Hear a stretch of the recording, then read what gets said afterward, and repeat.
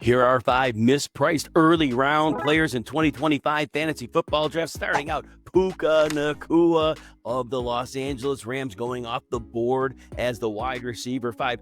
Of course, Puka Nacua is an outstanding receiver, a great producer for Sean McVay in those Los Angeles Rams. Hey, Nacua averaged 95 plus yards in 7 of his final 10 games, ranking 89th percentile in yards after the catch. Now here's the deal. We saw Nacua miss 5 games with a knee injury last year. Very physical play style, is often blocking. Even in his rookie year when he played all the time, he was commonly getting helped off the field. That physical style could catch up, but the bigger problem is as Matthew Stafford's back injury. Back injuries are very, very tricky. Even if Stafford is ready to make it to the season opener, there's no guarantee that one hit doesn't put him away, and the downgrade to Jimmy Garoppolo would be horrible for Nacua's fantasy value. Also, don't forget with Stafford that left tackle Jaxon is dealing with blood clots, and there's no guarantee he's around anytime soon, and hopefully his health as well. But if he's not on the field, that's another opportunity that Stafford will have to deal with in terms of protection. Next, we have Jaxon Smith-Njigba, who's being drafted as the wide receiver 15,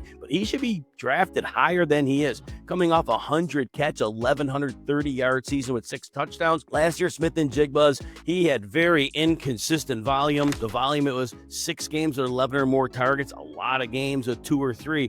Well, this year, there's no DK Metcalf, no aging Tyler Lockett, but there's Cooper Kupp. Well, Cooper Kupp was phased out of the offense in Los Angeles with the Rams last year. So in my mind, probably done, but he can block a lot. And blocking doesn't take away targets of Smith-Njigba. Now, it might not be optimal if Smith-Njigba moves to the outside with Kupp playing in the slot, but don't be sure that that's the case, because if Kupp is blocking, it could be from the outside, motioning him in. Not worried about that. But Smith-Njigba is probably the only reliable game in town for the Seahawks passing attack. It should be a season in which he gets 150 and as high as 180 targets, and volume is king in fantasy football. If you're in a PPR league, you want to draft Smith-Njigba at that ADP and smile all the way to the point-scoring championship. Next, we got Achane going off the board as running back 5, Miami Dolphins, of course. Achane is a wonderful player. Caught 78 passes last year. 2 years ago, he was in a dynamic runner. Here's the problem. Miami does not have a good offensive line.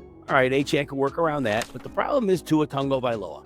Achane played 6 games without Tagovailoa last year and averaged 9.7 PPR points in those games. Zach Wilson's a new backup quarterback. Don't think defenses take him seriously. It's a real problem when Tagovailoa is out. So if I draft Achane at running back 5, I am betting on a full season of health from Tua Tagovailoa, and I just am unwilling to do that because even though Tua had a season in 2023 and he played every game, his career has been littered with concussion and now his second hip injury, one since college. Cannot bet on him. When Tagovailoa is on the field, Achane's a stud. But when is that going to happen? If you're enjoying this breakdown, take a second, hit like and subscribe. It helps us keep the fantasy advice coming. If you want even more of RotoWire's tools, rankings, and insights, we got a 15% discount just for our YouTube viewers. You go to rotowire.com, choose your subscription, and use the code YouTube15 at checkout.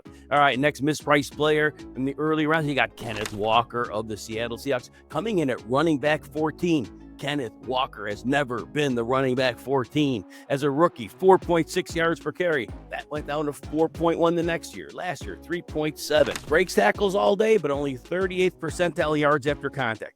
Look, everybody's talking about the blocking system, the run system of Clint Kubiak, and how Kenneth Walker is going to be the next greatest thing. Well, think about this. Sam Darnold's a quarterback. This team has no credible passing attack. Defenses are going to come in and load the box, and they're going to force Darnold to beat them through the air. Kenneth Walker might be in a great system, but if there are more defenders than the line can block, guess who's not picking up big chunks of yardage? It's Kenneth Walker. Completely overpriced at ADP. Finally, McConkey of the Los Angeles Chargers at wide receiver 11 in average drafts. Look, we saw this end of the season, and it was great for McConkey. McConkey ends up in the season with 1,149 yards, 7 touchdowns, 112 targets. Second half of the season, from the last 7 games, 6 of those games, at least 83 yards. But remember back, first half of the season, and I know he was learning the NFL game, but only 52 yards twice in his first 10 games, averaged 6 targets per game, it was after week 10 we saw the 9 targets per game. Why? Because the Chargers were unable to run the ball. J.K. Dobbins got hurt, then they stuck with the pass, and McConkey ate. Well, now team has Omari and Hampton. Eventually they'll get Najee Harris back in the fold.